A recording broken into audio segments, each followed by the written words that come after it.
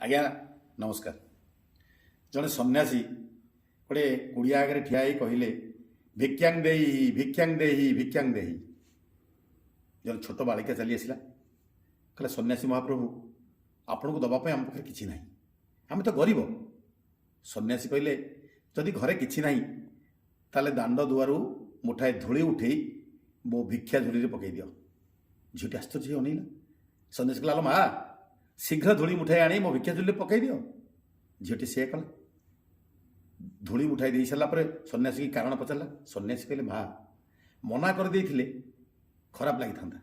ଦାନଟିଏ ହେଉଛି ସଂସ୍କାର, ଦବାଟା ହେଉଛି ମଣିଷର ସଂସ୍କାର ଗୁଣ।